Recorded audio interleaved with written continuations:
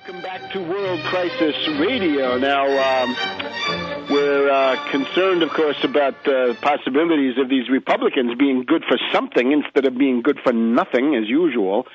And one of them, of course, is this Congressman Darrell Issa of California. But, oh, my heavens, his ability to do anything is now being limited by his tremendous skeletons in his closet. You've got to look at the New Yorker. Look at the New Yorker, dated, I believe, January 24th, the one presently on newsstands, presently on the Internet. In this, we see Issa says the Obama birth certificate issue is off limits. No probe of Obama's birth certificate, says Issa to the New Yorker. Why? Well, it turns out that Issa has what amounts to, I don't know if it's a criminal record, but he's got a record of arrests. He was indicted for stealing cars.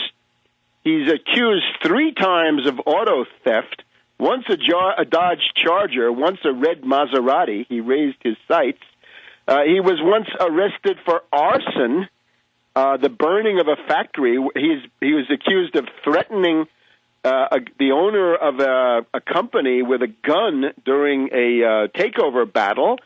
He's accused of weapons charges, having an illegal gun in his glove compartment in a car. So arson, grand theft auto, gun violations, and all kinds of shenanigans seem to be in Issa's past. And that's all in the New Yorker. So that doesn't look good. It's going to take pressure to get him to do anything, and he's essentially already taken the birth certificate off the issue. But let's hear what Phil Berg has to say. We go now to Philadelphia to be joined by our friend Phil Berg, the attorney who started this entire issue and who has kept it going and represented by far the most competent version of this entire story. So welcome, Phil.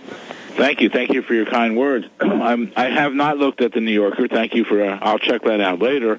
But interesting phenomenon just happened today, and I missed most of it, but I caught about 10 minutes of it. Rush Limbaugh today, believe it or not, was talking about the birth certificate. And he was talking about Abercrombie with the birth certificate. So if you or one of your listeners knows how I can get on that show, because this is, I think, an opportune time, he was going all through it, how Abercrombie stated he was there when he was born, then he changed his mind, then he said it's in the records, but now they can't find it in the records. So the issue's out there. The issue has not gone away. It's growing. Abercrombie, I really think, as I told you listeners, I think last week, I think Abercrombie really did it on his own. He felt like he's going to help out Obama by getting this document released. And then after he did a lot of hoopla on it, he found out that there's no such document because, as I stated back October of 2008, Obama was not born in Hawaii. And I think what happened is Abercrombie kept talking about it, and I really think that at that point, Obama's people got to him and said, shut your mouth. He wasn't born here. Just stop talking about it. But because Abercrombie opened his big mouth, and the other day he came out and said it's in the records, and now he says it's not in the records, I really think he stepped into a hole which is going to backfire on him and help us, because the topic now is big. I mean, and for Rush Limbaugh to be talking about it, because it's a topic that he basically has ignored over the past couple of years. Right. Well, that may be the case. I'm just trying to point out that now with Issa, you can see the blackmail dossier on Issa has now been printed in the New Yorker, at least some of it. So it's but even with his bad record, conflict. He's a congressman. He's still head of that committee, so what could they do further with him on his record? I mean, the record's out there now. I think that you're right, they could do things against him, but it's in there that he definitely said the birth certificate's off limits? Yes, he tells the interviewer from the New Yorker, he says the birth certificate issue is off limits. Now, as you say, though, all of this was known, and people in California apparently knew it, because at one point Issa ran for statewide office, and he didn't even get the Republican nomination, but in the course of that, all of this was dredged up. In other words, this is not somebody doing investigative journalism, with the sources. It's somebody who has looked at the press in California over the last 30 years. Most of these events are from the early 70s. And some of it's not even California. Some of it was in Cleveland, where he started off. The guy was the He was the Viper, right? Remember these things, you lock your car, you can put in the club or whatever it is, right? You put it on your steering wheel. He had one called the Viper, and it said there was this recording in it, right, saying, this car is protected by the Viper, back off. And that was the voice of Darrell Issa. So he was a wild guy, involved in all kinds of collisions, arrests, really rocambolesque. But, again, it's not that they can put him in jail with this stuff. It's just that he's an embarrassment now to the Republicans and therefore weakened. Well, but let's take a different view of that.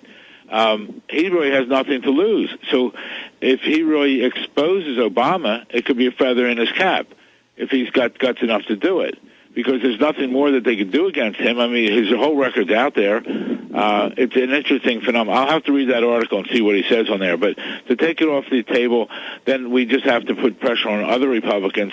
And the other thing is we just have to put pressure on the state legislatures. And I don't have that list in front of me, which I promised last week. The state legislatures, which are considering to put on the ballot for next year, for 2012, anyone running for president, before they can put their name down for the Republican or Democratic primary for president, they must show that they're constitutionally eligible to be president. And I really think that's the route to go. The other thing is, I'm not sure how legit it was or not, but the front page of the Globe this week has Obama's shocking weight loss. It says birthplace cover-up takes terrible toll on the president. They say he lost 30 pounds over this thing, and they show a photo of him. Interesting. I mean, the pressure. Listen, if anyone said 2 years ago that this would still be a topic today, they'd be shocked. They would think that it either went away because they discovered it was not true, or went away because we had been tired of pursuing it. But we're not tired of pursuing it, and it's out there, and more people. And I think just by Darrell Issa saying it's off limits gives us more pressure to go to the Speaker of the House. He could put pressure on Issa.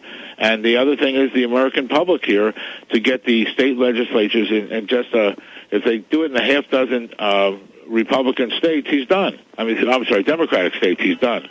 So that's what we have to work on, and I am working on that at the present time. Bill, I wouldn't write off Issa. Issa just needs to be pulled back in the other direction. Plus, you got to figure that the new freshman class of these Republicans, 87 people. Now, some of these people have all kinds of epistemological problems we can imagine, but still, some of them may have a desire to get to the bottom of this birth issue, which I think a lot of them would be sympathetic to. It might be a good time, again, for you to think about testifying in those House Appropriations subcommittees and or setting up some meetings, right? Come to Congress, meet them, right? Especially when they're new, they often are interested in getting a broad range of opinion.